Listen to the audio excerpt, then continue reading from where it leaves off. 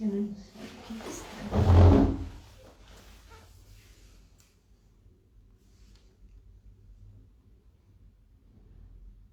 Estamos informando aos seus seguidores. Estamos chamando mais pessoas. Ivete, Acenar, não? Iguaçu, André, Vivian.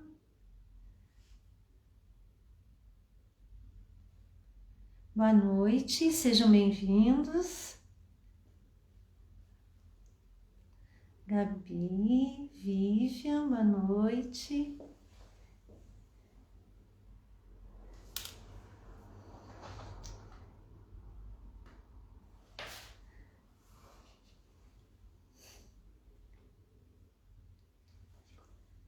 Boa noite. Boa noite, André. Boa noite, Thiago. Boa noite, Vivian, tudo bem? Como é que você tá? Boa noite, Thiago, tudo bem? Visitantes interestaduais.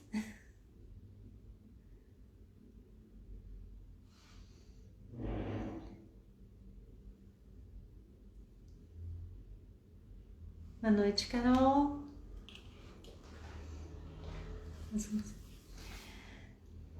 Boa noite, pessoal, sejam bem-vindos à primeira live da nossa mentoria. Eu sou Rita de Cássia Munhoz, sou fisioterapeuta e ergonomista. Hoje eu vou fazer uma pergunta para vocês. Vocês já se viram nesta posição ou viram alguém trabalhando assim? Provavelmente sim. E você sabe o que essa postura acarreta? Então, durante muito tempo, desde o início da pandemia, nós temos recebido muitos pacientes aqui na clínica com um questionamento. Eu faço atividade física ou eu não faço nenhum esforço físico maior e eu tenho dor no ombro. Por que será que eu tenho dor no ombro? E por que será que essa dor no ombro, mesmo que eu faça fisioterapia, que eu tome medicação, às vezes não passa? Para explicar para vocês sobre as patologias do membro superior, que são desencadeadas pela má postura em home office, eu vou convidar um renomado ortopedista aqui de Curitiba, o Dr. Leonardo Dahl. Dr. Leonardo, ele é ortopedista e cirurgião de ombro e membro superior. Dr. Leonardo? Como? Vamos aguardar um pouquinho, o Dr. Leonardo já está entrando. Mas antes de falar com o Dr. Leonardo, eu vou perguntar uma coisa para vocês. Você andaria o dia inteiro com o braço nessa postura? Ou você ficaria 3 horas com o braço suspenso? Talvez você pense que não, ou me diga que não. Mas com certeza, enquanto você está no seu computador, você fica com o braço suspenso. E essa suspensão, do braço, ela acaba lesando a musculatura do ombro, porque o teu ombro fica o tempo todo fazendo uma tração.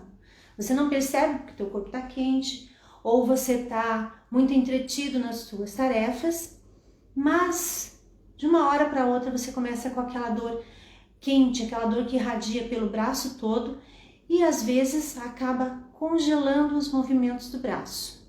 Sobre essa questão, o Dr. Leonardo também vai conversar com vocês. Depois da explanação do Dr. Leonardo, eu vou conversar um pouco com vocês sobre as orientações ergonômicas para você poder aplicar na sua casa, no home office.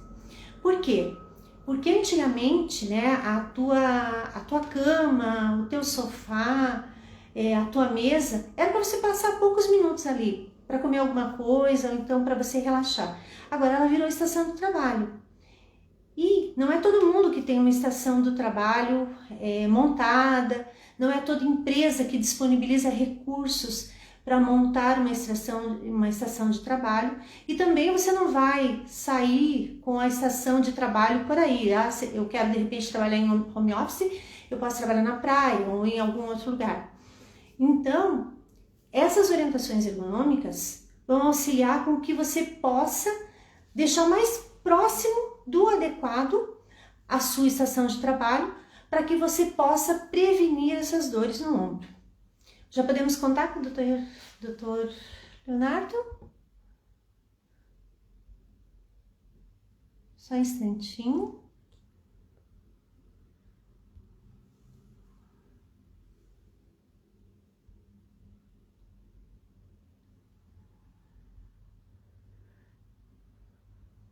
Tá entrando. Toque aqui, Leonardo.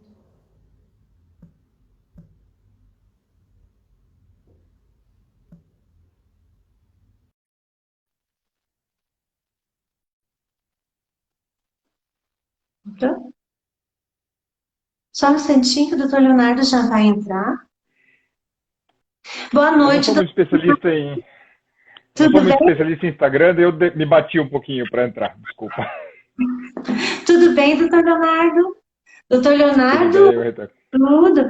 Para quem já conhece, o doutor Leonardo é ortopedista, especialista em cirurgia de ombro e cotovelo, atua em alguns hospitais aqui em Curitiba e tem o seu consultório próprio. E é médico de muitos pacientes nossos também, né? Talvez o senhor não saiba, mas a grande parte dos nossos pacientes são seus pacientes também. Doutor Leonardo, eu estava conversando aqui com os nossos amigos, né? Que às vezes, né? Algumas pessoas, inclusive nós, nos vemos nessa posição, né? No home office. Essas posturas inadequadas em home office, elas causam algumas patologias do membro superior, né? Na verdade, elas causam patologias tanto na coluna cervical, na coluna lombar, mas em grande parte no membro superior. Então, eu gostaria que o senhor pudesse falar para nós sobre algumas patologias do membro superior que são mais prevalentes no seu consultório e atualmente têm sido mais incidentes nessa época de home office. Sim. Não, com certeza. Nós estamos vendo uma grande piora. Primeiro porque, num primeiro momento da pandemia, o que aconteceu? As pessoas foram colocadas na casa delas. Muitas vezes as empresas até compravam um laptop novo para a pessoa, mas elas iam sentar onde? Na mesa da sala, na cama, no sofá. Eu ouvi você comentando antes. Realmente, não são os locais adequados. E no começo da pandemia nós tivemos muito problema, especialmente na parte de trapézio, porque as pessoas ficavam com os ombros extremamente encolhidos, porque eram mesas absolutamente inadequadas. Devagarzinho eles acharam uma mesa. Isso foi uma coisa que a gente começou a ver. Acharam uma mesa. E daí eles não tinham cadeira. Aí eles pegavam a cadeira da sala. Então mantinha o mesmo problema. Não tinha apoio para os braços ficavam soltos no ar. E isso era mais um problema. Aí o pessoal falava, não, a pandemia já vai passar. Então, algumas pessoas me falavam, não, a empresa me ofereceu uma cadeira má, mas fiquei com preguiça de pegar a cadeira na empresa. E daí estavam numa mesa de sala, sem apoio para o braço. Então, eu acho que esse foi um primeiro problema. Então, aí entra nos problemas que você tinha comentado. Qual que é o problema da postura? Primeiro, nós até começamos o nosso dia numa postura legal. A gente começa feliz, assim, acorda, está disposto, estamos retinhos. O dia vai passando, nós vamos escorregando na nossa cadeira. E, consequentemente, os braços vão abrindo naturalmente, porque você está ficando mais fundo, os braços vão abrindo. Essa posição que nós chamamos de abdução, ou seja, essa abertura do ombro, é uma posição onde tanto os tendões do ombro quanto a bursa ficam sendo comprimidos por longos períodos. E não é feito para isso, é feito para levantar e abaixar o braço. Os braços, a posição de repouso do braço é ao longo do corpo, com os antebraços de preferência apoiados no braço da cadeira e as mãos apoiadas no teclado ou no mouse e assim por diante. Então, o que a gente tem visto? Bastante dor em trapézio, e o trapézio é o músculo que liga o ombro à cervical, e essas síndromes do ombro que dolorosas, que nós costumamos chamar de síndrome do impacto, que são o impacto do osso do braço com esse pequeno osso que nós temos na ponta do ombro, que justamente ele pinça os tendões do ombro e a bursa entre um osso e outro, e isso acaba provocando processo inflamatório e dor. Sim, e né, nesse caso, né, nós temos recebido muitos pacientes que vêm com a capsulite adesiva de ombro, né? Qual que é a relação da capsulite adesiva, da postura estática durante o trabalho no computador com a capsulite adesiva? As nossas articulações, elas gostam de se mexer. A capsulite em si, como doença, é uma doença de causa idiopática, ou seja, nós não temos não sabe exatamente de onde vem. A gente sabe que ela é mais comum em mulheres de meia idade e é particularmente mais comum em diabéticos. Mas, lógico, um dos fatores desencadeantes é imobilização prolongada, ficar em muitas horas numa mesma posição. Para isso, a gente sempre recomenda aquela parada ocasional, a cada 15 minutos, se esticar, se alongar, mas essa é uma parte que você pode até orientar melhor que eu. Mas é que a imobilidade prolongada pode contribuir para isso. Sim. Não sei se vocês conseguem me ver, mas aqui estou num posto de trabalho nada adequado, e depois eu vou orientar. Mas nessa postura, geralmente, nós temos o costume de fazer um desvio lunar, ou então, né, levar o mouse lá para o dedinho e depois fazer um desvio radial, o mouse para o polegar, né? O cotovelo geralmente deveria estar numa base sustentada, mas não, muitas vezes ele pendurado. Isso pode trazer alguns problemas de cotovelo. Você poderia falar um pouquinho sobre essas patologias? Muito boa essa, Rita. Realmente a gente está vendo bastante problema tanto no cotovelo quanto no punho a respeito disso. O cotovelo tem duas situações. A sustentação prolongada do braço nessa posição, ter que sustentar o punho parado nessa posição, especialmente no mouse, faz com que nós podemos ter o famoso cotovelo do tenista, ou a epicondilite. Isso é bem comum. Mas, um outro problema que eu tenho visto de forma aberrantemente frequente, talvez não chegue tanto para você, que não é um problema que a gente usa tanto a fisioterapia, é o seguinte: na ponta do cotovelo, nós temos também uma bursa. E quando a gente fala da bursa, a bursa é uma estrutura que tem a função de diminuir o atrito entre outras estruturas.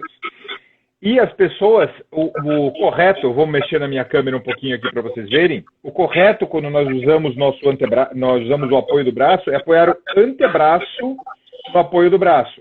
O costume acaba sendo apoiar a ponta do cotovelo. Essa bursa, que apesar de ser a função dela diminuir o atrito, a compressão constante por muitas horas, ela inflama. E isso faz uma bola bem grande, até que impressiona bastante o paciente, até assusta o paciente. Então isso é super comum. A terceira coisa que nós temos também é que do lado aqui do cotovelo, do lado da pontinha do cotovelo, bem aqui tem um nervo chamado nervo ulnar, que também o apoio prolongado desse nervo, ou na mesa, que também é uma coisa comum, as pessoas pegarem e apoiarem o cotovelo na mesa, nesse cantinho, ou mesmo na cadeira, pode fazer esse nervo inflamar, e essa inflamação vai se traduzir em amortecimento desses dois dedos e muitas vezes choques pela mão.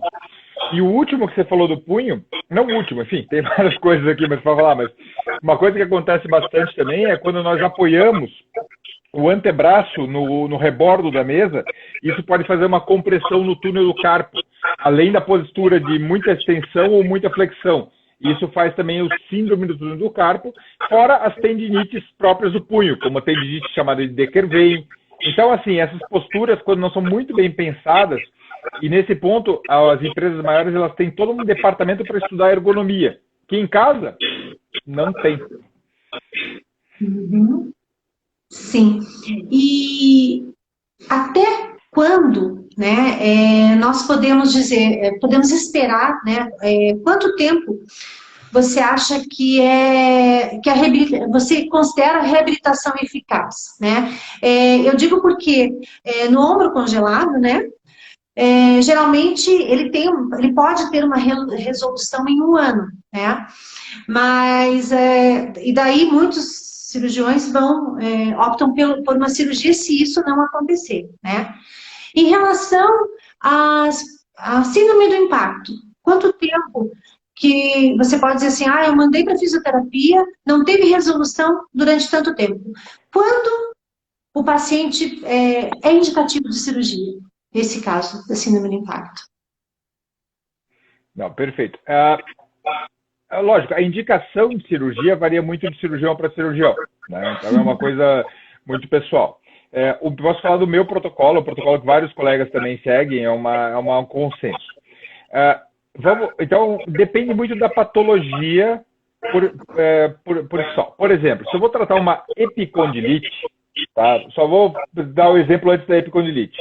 Se o paciente não tiver feito no mínimo 6 meses, às vezes até 1 ano de fisioterapia, eu nem penso em fazer cirurgia, mas nem passa pela minha cabeça, porque a gente sabe que 99% das vezes isso cura fisioterapicamente desde que o paciente tenha paciência. Quanto ao ombro congelado, é uma doença que teoricamente é uma doença autolimitada. Então, se você não fizer nada, em 1 a 3 anos, ela passa. O meu objetivo, geralmente, com a de fisioterapia, é transformar uma doença que pode levar 2 a 3 anos em 3 a 4 meses. Então, menos que isso, eu nem considero. E, geralmente, se eu vejo que o paciente está dando alguma melhora, mesmo que seja uma melhora lenta, eu deixo o paciente 1 ano de fisioterapia para recuperar. E o paciente não necessita de cirurgia. A síndrome do impacto é um pouco diferente, porque assim, quando a gente fala de síndrome do impacto, a gente envolve os tendões do manguito rotador, que eles têm uma degeneração normal. Como é que é o meu protocolo? Isso varia bastante também de pessoa para pessoa, mas assim, eu faço a fisioterapia, nunca menos do que 30 sessões de fisioterapia, nunca menos que isso, para eu começar a pensar, mas nesse meio tempo a gente faz um exame, geralmente a ressonância magnética. E às vezes mostra já, especialmente depois dos 40 anos, pessoas com lesão parcial do manguito. E o que é uma lesão parcial do manguito? O manguito rotador é um tecido que vai desgastando. A lesão parcial é quando o tecido está mais fino. Se eu chego em umas 30 sessões, que eu sei que foram bem feitas, com uma fisioterapeuta ou um fisioterapeuta que eu sei que fez um bom trabalho, eu gosto de fazer no meio desse caminho uma infiltração, que é uma injeção de corticoide no tendão. Eu vejo que depois de 30, 40 sessões não está indo para frente, é raro isso acontecer, mas aí eu já indico a cirurgia pelo seguinte: quase todas as vezes, vou te falar 99% das vezes que eu operei esses pacientes, eu cheguei lá, tinha uma lesão completa do tendão e que não aparecia numa ressonância inicial. Por isso, mas assim, eu posso dizer que pelo menos, diria 95% das vezes, não chega a ser necessária cirurgia, desde que o paciente faça fisioterapia, tenha paciência. Eu sou muito enfático na primeira consulta que de qualquer tratamento conservador que, olha, ombro demora, cotovelo demora. Então, se não tiver paciência, realmente a gente não vai ter uma evolução adequada. Sim. Doutor, vou falar um pouquinho do nosso protocolo, né, aqui, né, que eu acho que a maioria dos fisioterapeutas agora, a fisioterapia, eu sou fisioterapeuta há 30 anos quase, né, e assim, eu consigo ver a evolução da nossa profissão nesses 30 anos. Então, antigamente era só choquinho, né, o pessoal pensava, choquinho infravermelho, choquinho infravermelho, tá? Hoje em dia, nós temos trabalhado muito para trabalhar com embasamento científico, né, com raciocínio clínico. Então, nós usamos sim o choquinho, né, a eletroterapia, a analgesia, só que em determinadas situações. Então, o que a gente vê em relação a alguns pacientes? Você faz lá um exercício de resistência, sentir dor, vai para o remédio. Eu vou em casa, vou tomar lá um remédio para diminuir a dor. E daí o que a gente costuma falar? Sem dor não tem ganho, né? Mas eu queria que, de repente, o senhor pudesse explicar para os pacientes, para quem está nos ouvindo, né, essa relação, essa causa e efeito, né?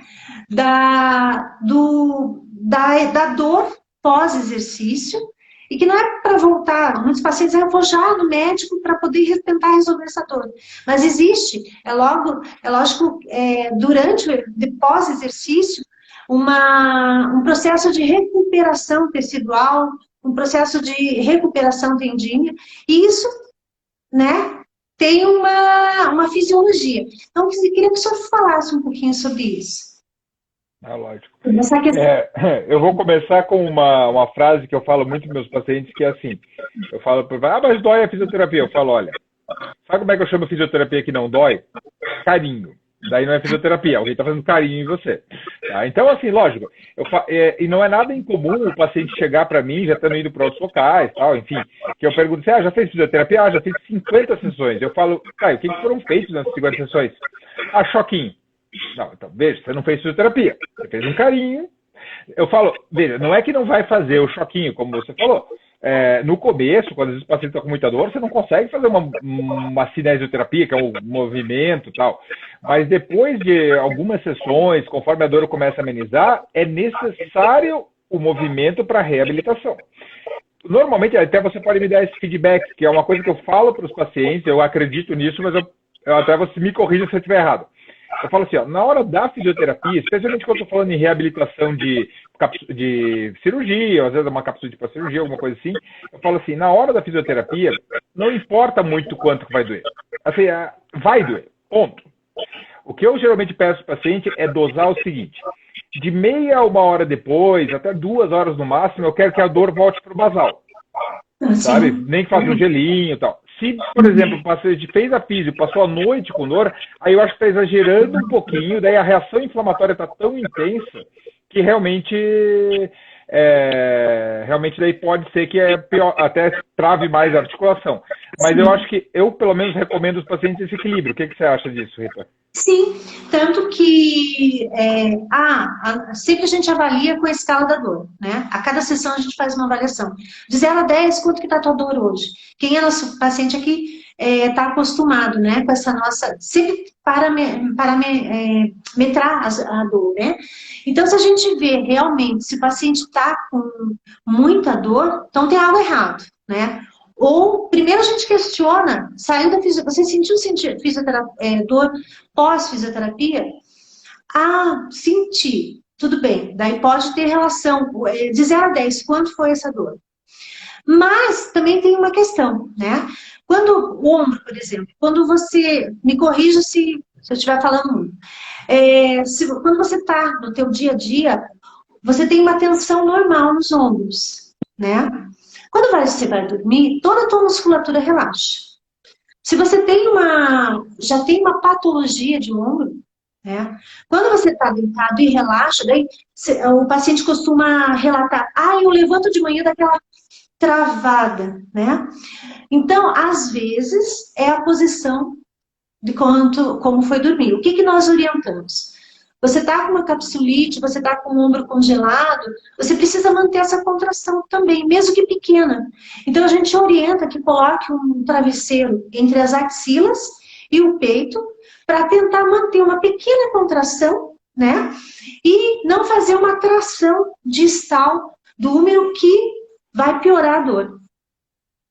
Então, geralmente, assim... Agora, se a dor, mesmo com todos esses recursos, continuar, daí a gente revê o protocolo que a gente está usando.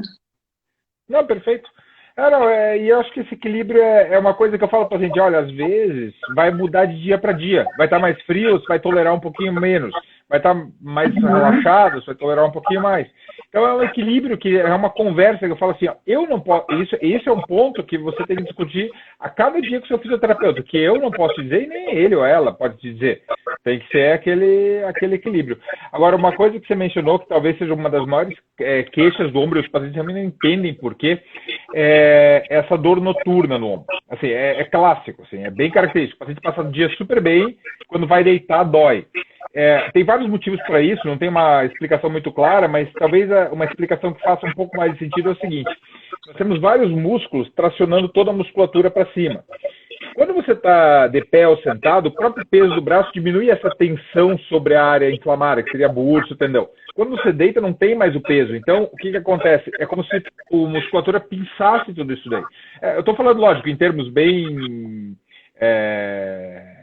simples, mas a ideia seria essa. Então, por isso que eu passo às vezes, pô, mas eu passo o dia bem, ao deitar, me dói o ombro, por causa disso, porque não tem mais o peso do braço fazendo essa distração e diminuindo essa tensão sobre o ombro, sabe?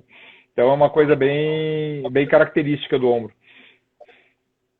E outra coisa que eu percebo também, doutora, assim, depois dos 30, depois dos 35 anos, né, a gente vai perdendo massa óssea e massa muscular, né?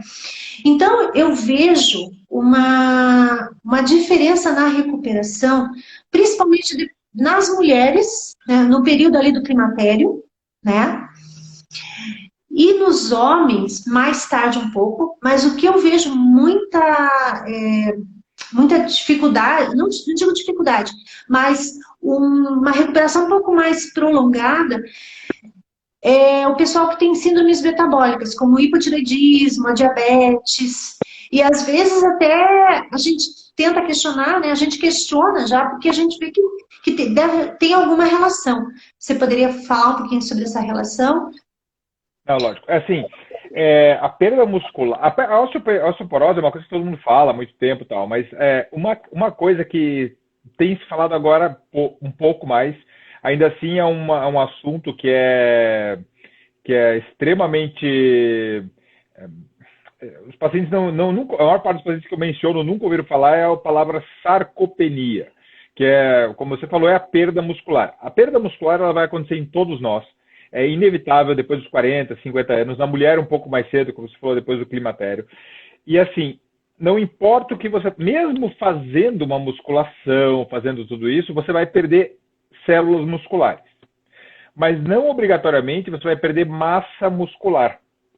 Aí entra numa situação que bom que você me deu esse gancho, porque assim, realmente, você vai ter uma dificuldade maior de reabilitação, sem dúvida alguma.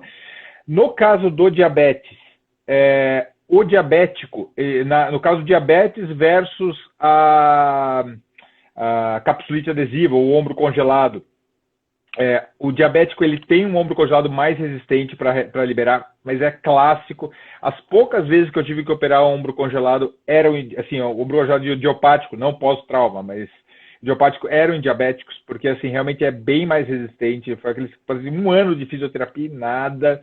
Aí você tem que acabar liberando cirurgicamente. Mas uma coisa que eu vejo também no consultório muito claramente, assim, depois da pandemia, o que eu mais ouço eu pergunto sempre, pratica algum exercício físico regularmente e tal. Muita gente praticava até começar a pandemia. E isso gera uma perda muscular brutal nas pessoas, e isso vai gerar todo um problema, e principalmente na musculatura estrutural. No caso da minha área que eu lido mais, musculatura de cervical, que está ligada com o ombro, e trapézio, e principalmente essa musculatura atrás aqui, chamada de romboide. Que esses romboides, eles são musculaturas que mantêm a gente em pé. E com a perda de atividade muscular, isso piorou, assim, brutalmente, porque a pessoa fica sentada o dia inteiro, quando ela sai dali, ela não vai para academia, porque está tudo fechando, abrindo, vai para o celular, e daí isso tem piorado bastante. Mas, sem dúvida, a perda muscular, depois dos 40, 50 anos, ela compromete bastante a reabilitação. Outra questão, na faculdade, né, a gente sai com uma orientação de protocolos de reabilitação, que às vezes não fazem uma visão mais ampla, uma visão, um raciocínio mais clínico, né? E isso a gente tem percebido, né, de um tempo para cá. Eu acho que as pessoas que se formaram recentemente, eu acho que tem essa visão mais clara. Antes, quando você falava em reabilitação de ombro, você falava em rotação interna, rotação externa, como se você trabalhasse só o segmento, né? Depois de um tempo, com o contexto maior da reeducação postural, se visualiza e se valoriza muito a questão da escápula, né? E o que a gente percebe? Como você inativa a tua escápula no dia a dia? Alguns movimentos, por exemplo, você sentar de uma forma errada e você aumentar a cifose do teu tronco, você está o tempo todo tirando esse estímulo da escápula. Da mesma forma, as mochilas, né? Que as mochilas com os laptops que a gente utiliza, que às vezes pendem ou muito para trás, ou então você deixa de um lado só e você acaba inativando um lado da escápula, que a gente chama da discinese da escápula, né?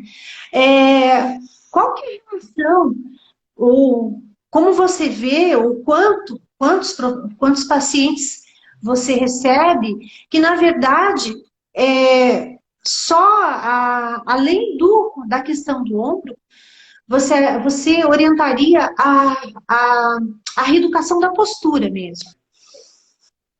Então, na verdade, quase todos. Porque o que acontece?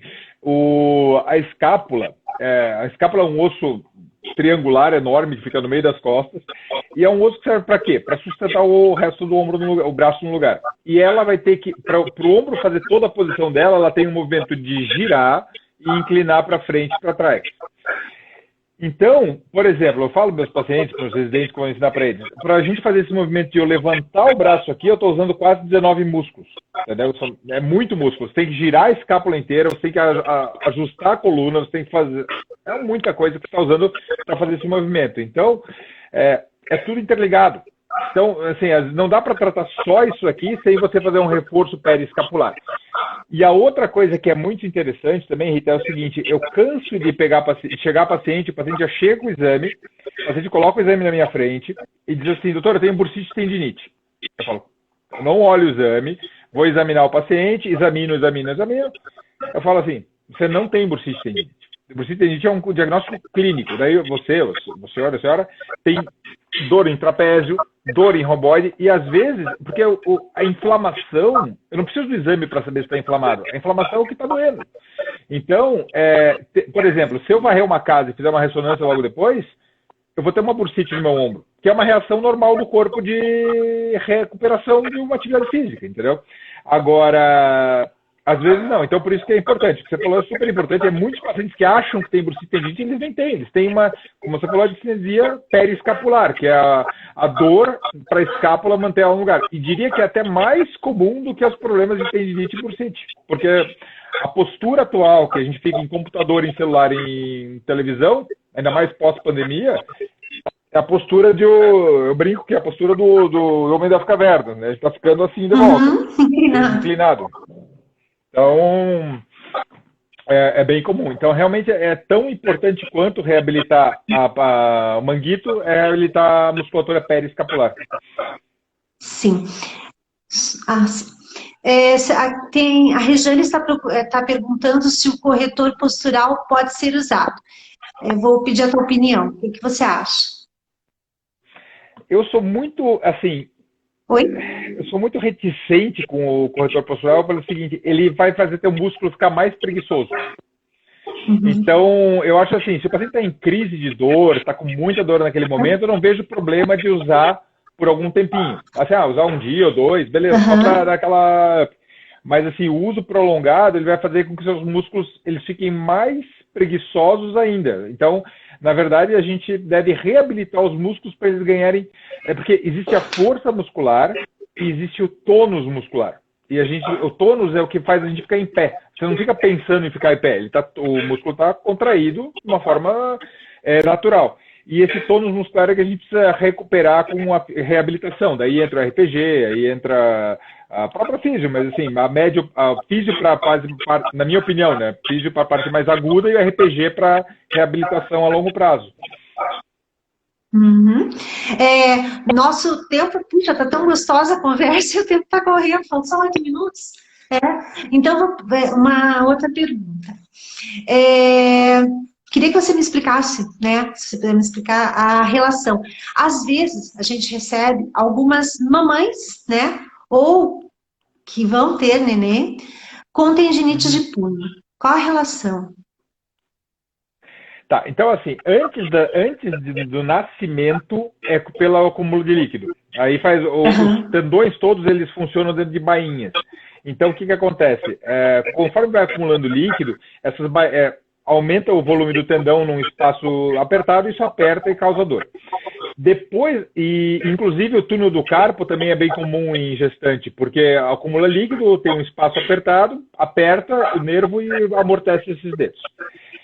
O maior problema que nós temos nas puérperas, as mães que acabaram de ter filho, é uma tendinite que a gente chama, como se sabe, de Decker-Vein. É uma tendinite que é uma tendinite desse tendão aqui, que é uma tendinite totalmente relacionada a pegar a criança no colo. E quando os pais perguntam, mas o que eu vou fazer? Tem que parar de pegar a criança? Não, espera. Assim, eu peço para fisioterapia, mas eu explico muito que, assim, é muito comum, mesmo fazendo medicação, eles não podem, que geralmente elas estão aumentando, mas assim, mesmo fazendo fisioterapia, gelo, tudo, especialmente essa tendinite daqui, que é do estiloide radial ou tendinite de Decker-Vein, é uma tendinite que costuma passar só quando a criança começa a caminhar. Realmente passar, assim, para esquecer da mão. Porque a mãe não vai deixar de pegar a criança no colo. Então, essa tendinite particularmente é super comum nas mães recentes e às vezes tem que esperar até um ano para realmente passar e esquecer, porque vai parar o estímulo deletério, né? Que a criança seria pegar a criança no colo. Doutor, a nossa conversa foi ótima, voou. Talvez a gente tenha que marcar uma segunda conversa de tanta coisa que nós temos ainda para falar. Nós, né, informando o público, né, que nós fizemos um e-book. O doutor Leonardo Down e eu fizemos um e-book de orientação que vai estar disponível na sexta-feira. Então, nós vamos, infelizmente, temos que encerrar, né? Mas eu agradeço muito a tua presença. Eu tenho acompanhado seus pacientes, sempre estão muito satisfeitos com o seu tratamento, né? E assim, essa questão do home office, né? No nosso e-book tem as orientações que nós gostaríamos de passar, mas o tempo que nós temos é pouco, né? E agradeço a todos que participaram. Nós provavelmente vamos ficar muito tempo ainda nessa pandemia, então nós temos que tratar o nosso corpo e a nossa mente, para que a gente possa sair mais fortalecidos e com menos dores, tá? Muito obrigada a todos, foi um prazer, doutor, foi um prazer receber todos na nossa sala. Até a próxima. Tá bom, obrigado, eu que agradeço a todos também. Obrigado pelo convite e recíproca é verdadeira, meus pacientes te adoram sempre, tá bom? Tá bom, excelente o trabalho, parabéns. Obrigada. Tchau, tchau. Obrigada também. Tchau.